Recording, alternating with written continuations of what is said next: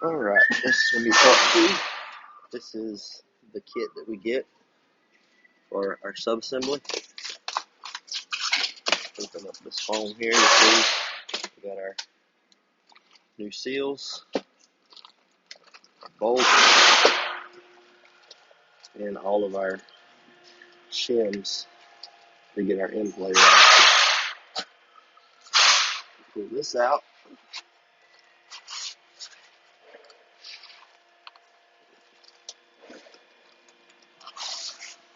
Get here. Got our new pump, new filter, and a new sub-assembly. All nice and wrapped up. Let me get this pulled out of this box. Alright, so we got our bag with all of our seals. There's going to be some O-rings in here that we need. Go ahead and open that up. You can see all of our O-rings right here. I can get the one that goes right in that hole there.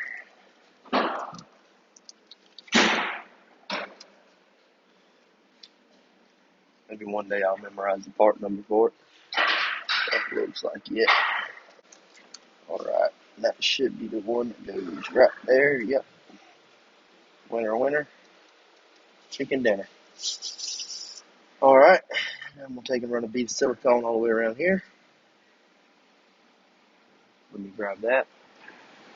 Alright, so what we're using is Loctite. There's the number, and there is the, if I can get it in focus, there is the part number. That's what we're going to use to seal this back up, and that's what Nissan uses from the factory. You'll see it will be pink. And we just want to run a tiny bead right here in the center. Goes to the inside of our bolt holes.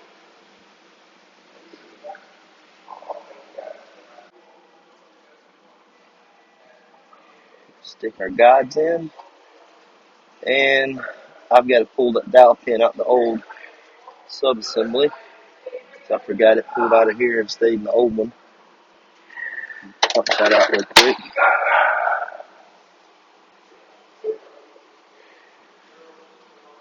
Have that down for right now.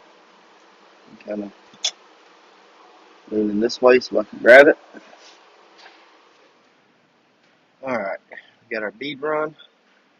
Now we're going to take just a little bit of grease for this bearing here, because it's got to go on the sub-assembly. It don't set down inside of here. Put a little bit of grease on it. Now I'm going to take and I'm going to stick it from top of the sub-assembly like this. And that grease is going to hold it in place for me. Alright, now we're just going to get these two lined up. So you go like that. I'm going to slide the table back. See if it's going to clear. If it's not going to clear, I'm going to tilt it just a little bit because I don't want to wipe off. There we go. Silicone there. I'm going to look where my dowel pin is here and line this up. Do the same thing on this side. Line up my guide pins.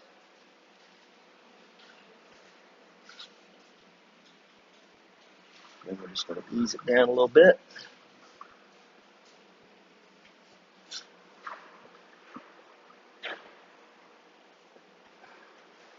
It starts to hit that second guide pin so I can line it up. Bring it on down. I'm going to line this up first as soon as it hits.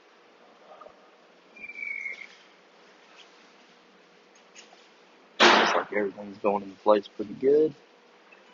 Now I'm not going to bring it quite. Alright, you seen it hit right there. So just got to give it a little wiggle here. Just to make sure that drops in place. There we go. Bring it on down some. I want to leave me a little gap still. Alright, stop right there. I heard a click. Means that it hit over here. So let me just bring you over here and show you. Now, we've got to line that up, and that actually moved on me. I didn't want it on the inside there. Let's see if I can get it with this. If not, I'll have to get a longer screwdriver.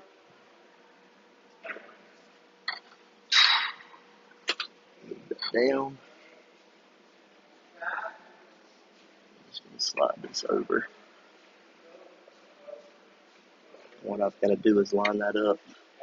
There's a little notch, and I'll show you on the old subassembly. I might have to bring it up some more. I might have looked down too far because I can't see this side. Hang on.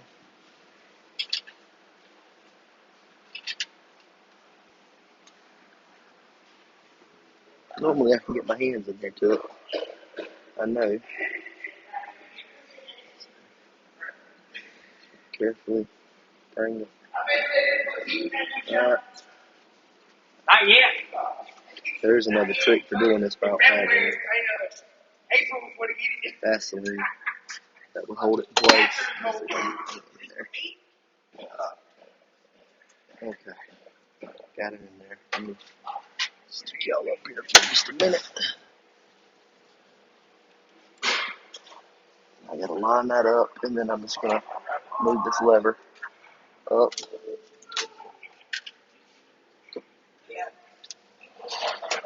Pop that in place without touching my silicone. Alright, that's lined up with the parking claw, so we can start coming on down. We're gonna come on down with it. And the next thing it's gonna hit is the other pulley, and I just seen it hit because I just took the pressure off of it.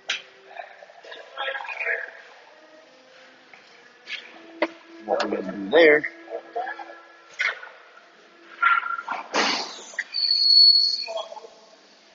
what we gotta do now is reach in here and you can actually turn the subassembly through here. Make sure that's lined up. And down like it should. Bring it on down.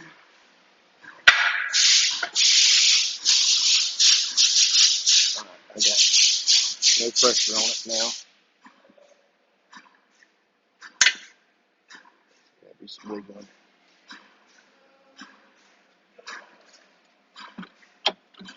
Now, it's definitely got to shift over some. Bring it up. This is my least favorite part, is lining up this one.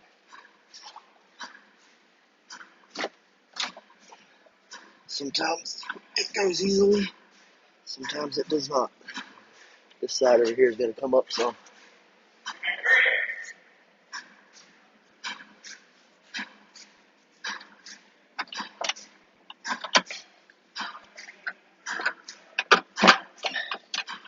I know it when it lines up because it'll drop down slightly. What we don't want to do is force anything.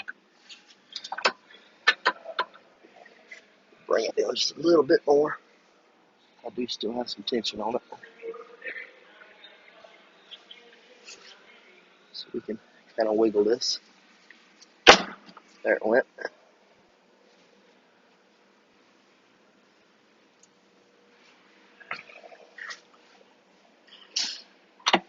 Alright, our parking claw engaged, so we got to shift down one click. Get that parking claw unengaged. Back on this. Let it down. I'm going to give it just a slight bump with my hand to see if it's just a dowel pin's holding us. I'm not turning that yet.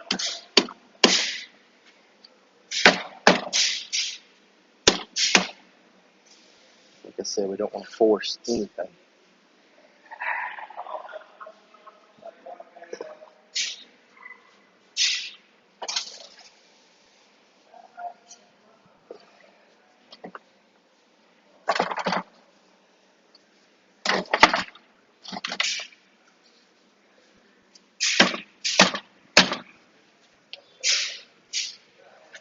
Even though it is a tight fit.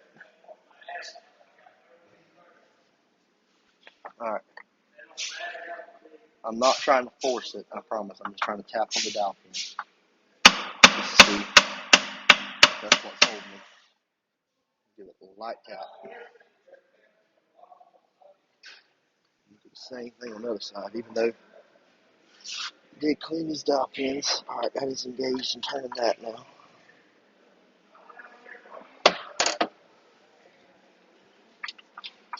Seems to be lined up correctly. I'm going to give another tap on this dowel pin. And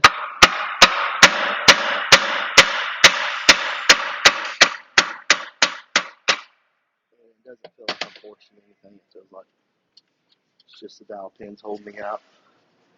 Let's tap this dowel pin again. Yeah, see how it's just dropping right down. Definitely with the dowel pins. Alright, that's down. Now, I'm going to turn inside here again. I'm going to put it in park. I'm going to make sure parking claw engages. So, parking claw engaged. That's lined up. Now I'm going to move this out the way.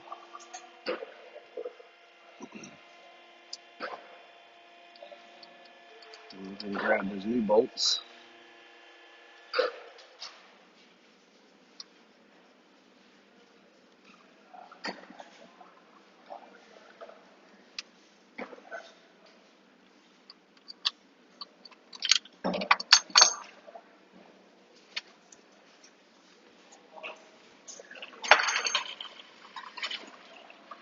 So I'm going to take my new bolts from the kit and I'm going to open them up out of this bag. And I'm just going to dump them in a little tray there. What it's going to be used for at least. Grab a handful of them. And we will start starting all these bolts.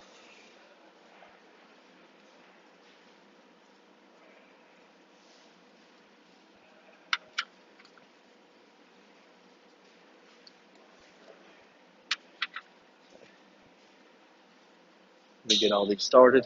I'm going to go ahead and remove these. I don't need them in there anymore.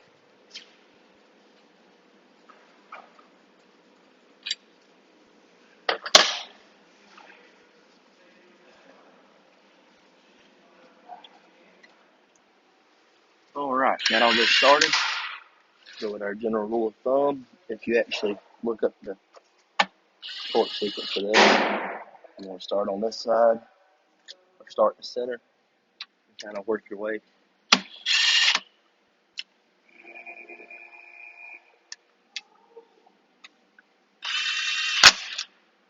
Just like so. I'm just going to snug all these for right now. And I'm going to work around. Lock them down.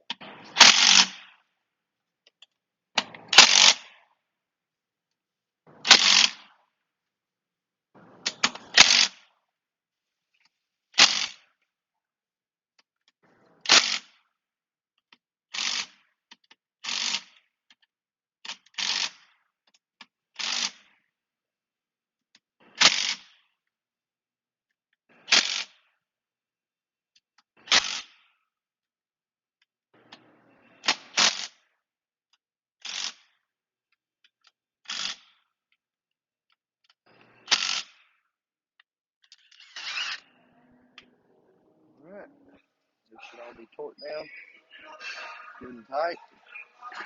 This is a German torque spec, by the way. Good and tight. Works great.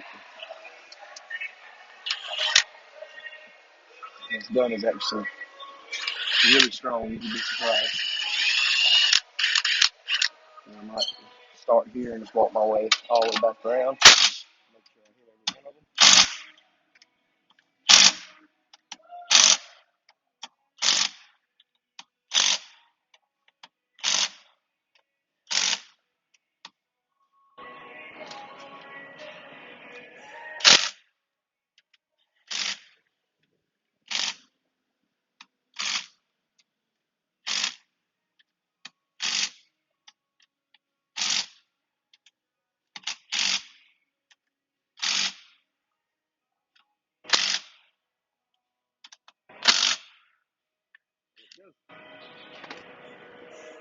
Sub-assembly's installed.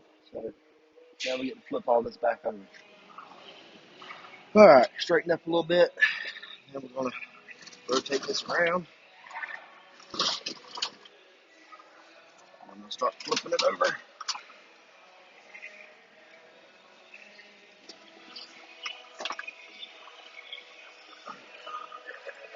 Right here. Slide it to me. Ooh, let me put it fall that way. But it happens. And there we go. Flip back over. Same thing we had before. We'll stick this mount up underneath the bottom here. And then I'm going to stick this piece of wood over here on the side. Keep it from tilting. And then we can get our top cover back off, or our bell housing, whichever one you want to call it. Technically it's part half of the case.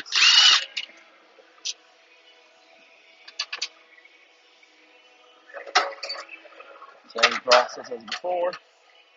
Just going to take our slide hammer.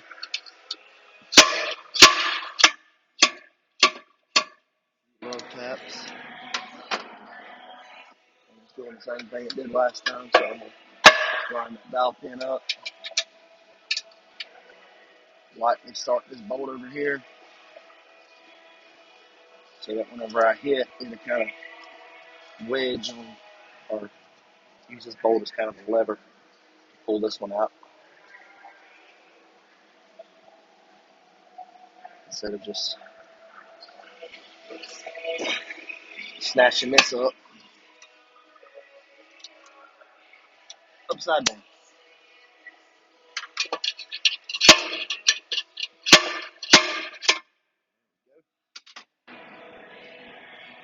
Bolt back out. If I can get it out my extension or not. Barely. It's alright. One of our old bolts.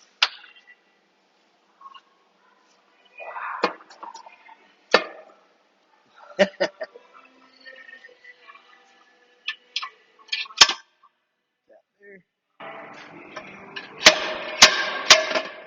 Tap over here.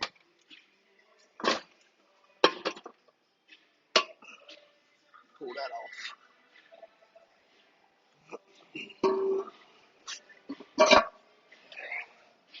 Alright.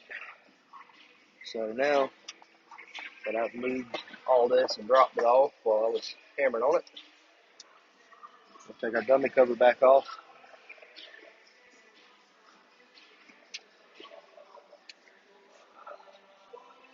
And this may be the funnest part of this whole operation.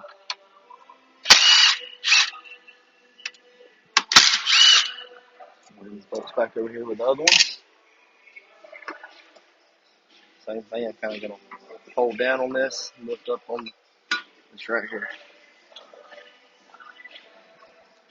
Flip it this way. Now I've got to pull that bearing out of there. So we're just going to pull that bearing out with a little magnet. Stick it down in here. It's a bearing and a shim. Got different thickness bearings. A shim now. So we'll get that one out. And now I got to grab everything and start measuring for this. To shim this.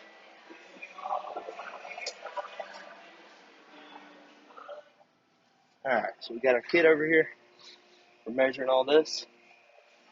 Simply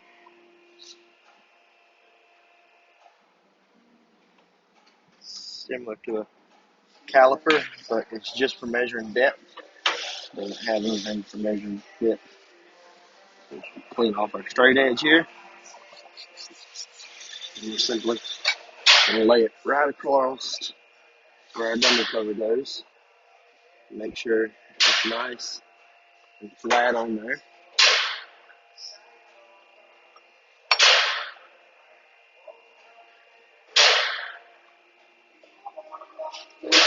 And then, oh, I just can't tilt. See that? I want that.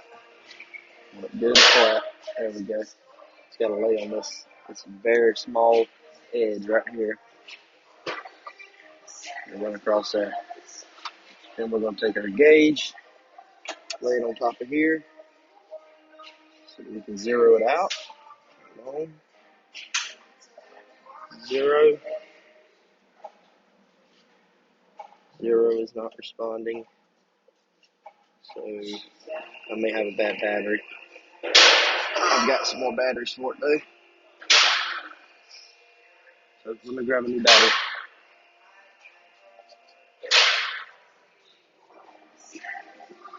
Alright, grab a new battery. Turn this on.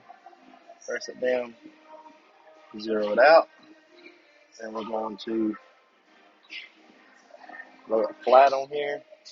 Measure to the bottom. And we get, lock it down so I can see what we got here. Everything's down.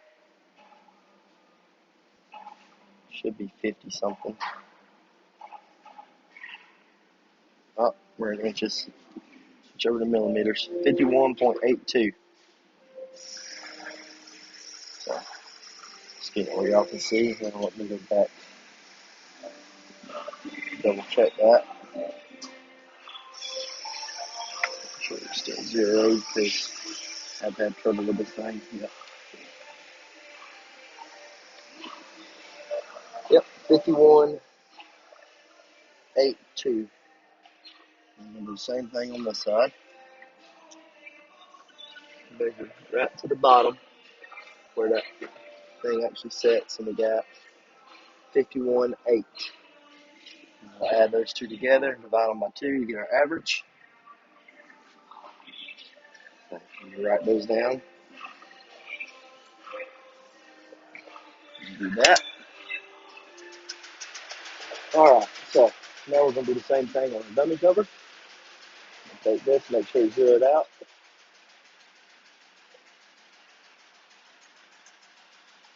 And 0, and we're on millimeters. And measure down through here to the edge of the dummy cover, and we get 47.23. Make sure that's right. Give it a wiggle. Yep, 47.23. We're going to do the same thing on this side.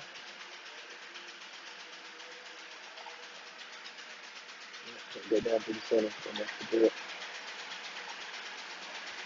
It's right here. And got a slight warp in the same. Now we got 47.18. And that's probably do our average side to side. So 47.23 and 47.18.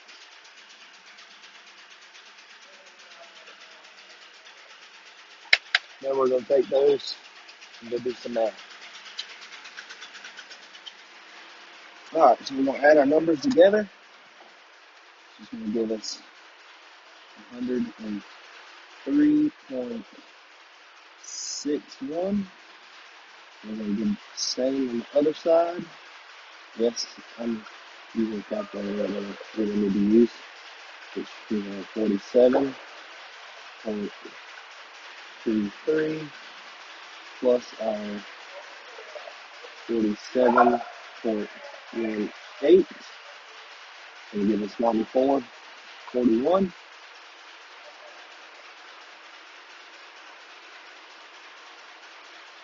Now we'll take both of these numbers, 94.41,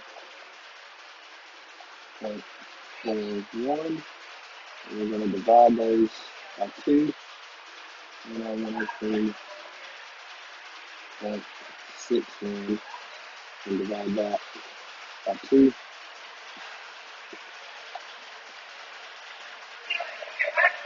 And that will give us our average,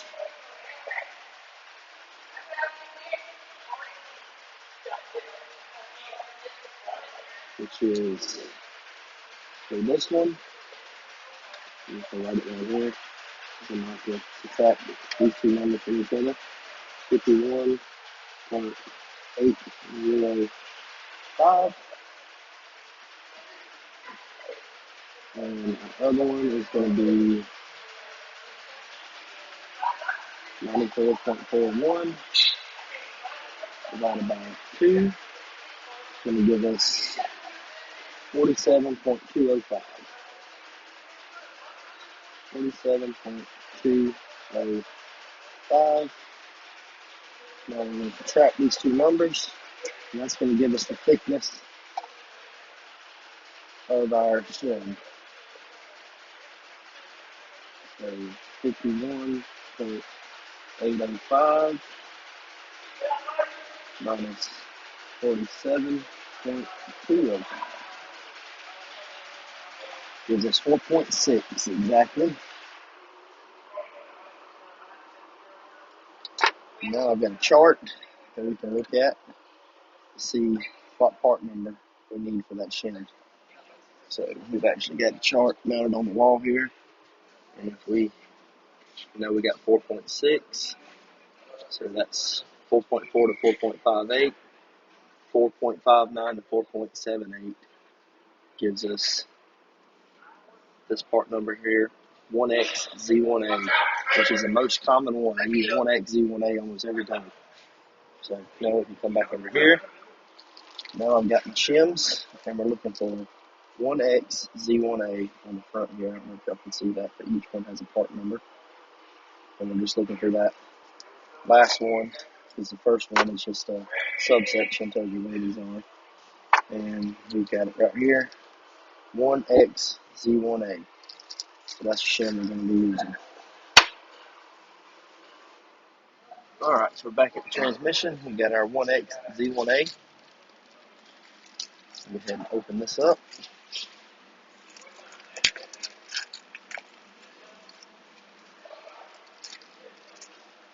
And it's very important to remember how the other one came out. This has to go back in the exact same way, which is shiny side up. You got a black side, and you got this metallic chrome side. You want that facing up, and you drop that down in there, and make sure it goes in place. Then we're going to take our dummy cover, make sure it's cleaned up, don't want any kind of dirt or anything in here. It should be. I didn't lay it in a very dirty place, but definitely on these machine surfaces, you don't want any dirt, you don't want any lint, so make sure you're using a lint-free rag.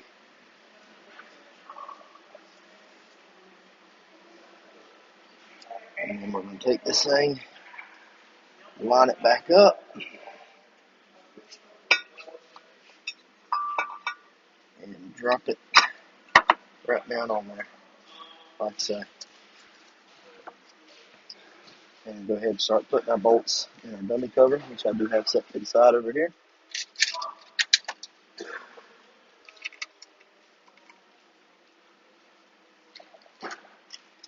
Now, two of these, if you remember, have to go to this, and you can normally see a little outline from where they went, because there'll be bolt holes that don't have nothing, or don't have where a bolt is on them. And I believe that's actually right here. Yep, I can see the two. I don't have any marks where a bolt was tightened down on.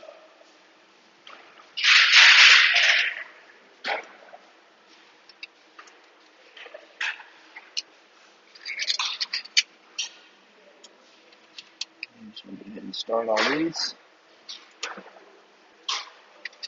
12 millimeter.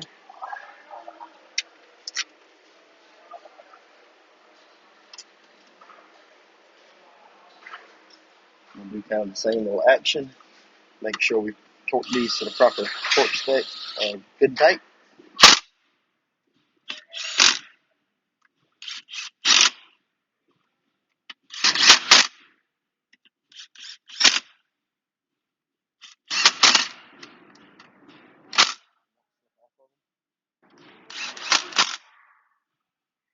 We're going to make sure this turns. And we're going to check our end plate. We have just a little bit. That's what we want. Okay. All right, all that's turning. Let's go ahead and get our new pump put in. You grab that and spray off the surface where it's going to set so that it seals good. The same thing with that machine surface. It does not have a seal. This literally just sets on those machine surfaces, and the tolerances are tight enough for it to not leak.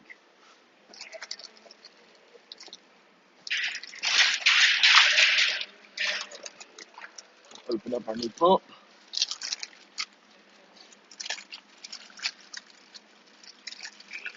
And they do wrap these tightly. And when you open up that bag, be careful because your new retainer is in there to retain that sprocket on the front of it, and your new O-ring to go on that back bolt.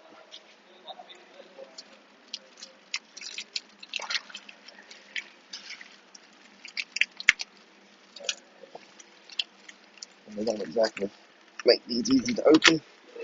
They do make sure they are tightly wrapped twice. They'll have one piece of plastic, or plastic bag sort of wrapped around it, and we got another one. And there's some transmission fluid in there with it. Keep it protected.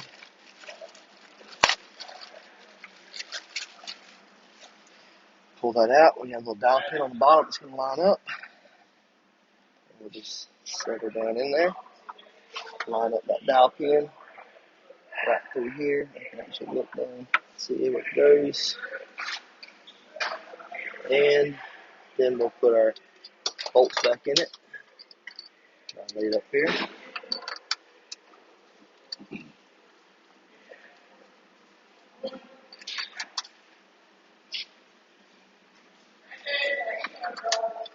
And I like to go ahead and start a bolt on the back as well. So now I can pull this O-ring off of there. Grab the new one.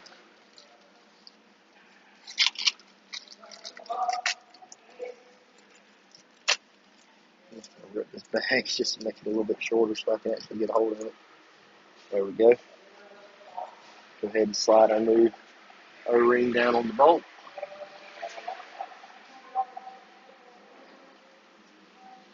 Give it some more light over here. There you go.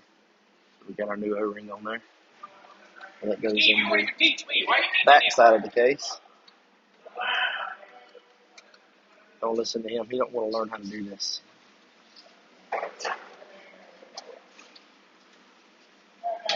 I will teach anybody that wants to learn. You just got to be able to sit over here and watch.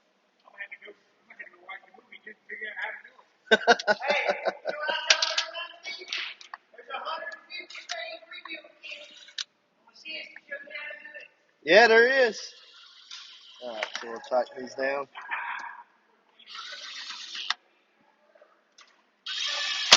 And we want these good tight.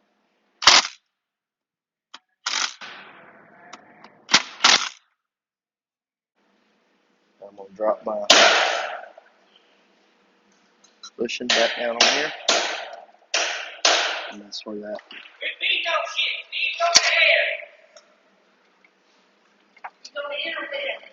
That's for that idler.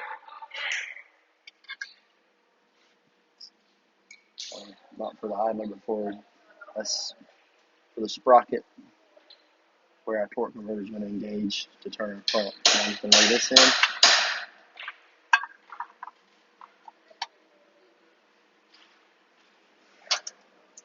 Got a bracket that runs across here.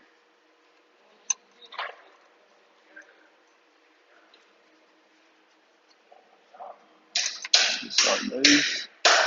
Then you've got some 10mm bolts that go in this side just to hold all this in place.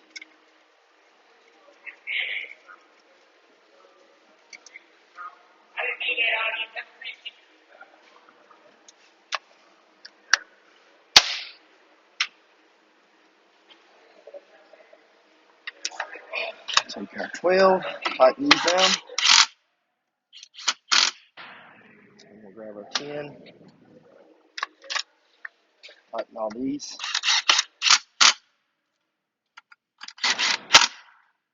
Carefully. This thing will snap them. Now we can grab our chain that turns our pump. I'm just going to lay it up here. Get our new retainer to hold that sprocket in place. And it's just going to slide right in the little groove right here. We can press it down, push it down in there. That's in place. Now all this has to go on together. So we're going to put this two sprockets together like this. Make sure our splines line up over here. They have to go down about the same time. There we go. Now I can take my needle nose, spread that retainer open. I'm going to feel that push down and just make sure it clips in. There we go. Clipped. So torque converter has some little studs on the back that slide into two of these notches, and we'll turn that sun in our pump. At which point we can lay this back up here.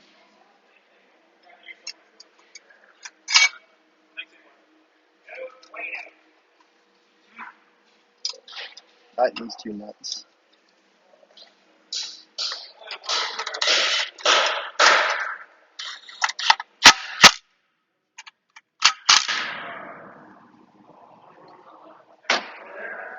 And just so I don't forget it, I'm going to go ahead and grab my O-ring and put on here. Same deal, just make sure we pick the right O-ring. I have not memorized these part numbers. The other O-ring that you see there is actually for the dipstick. Dipstick has an O-ring at the bottom of it, and you won't be using that until the end. So this will just slide right over this and pop down in that slot, which is actually easier to do like this. And there we go. It's in our little slot right there. So that is good to go. Same thing we did on the back side. We're going to clean off all of this, and we're going to clean off this, and we're going to clean off our front cover.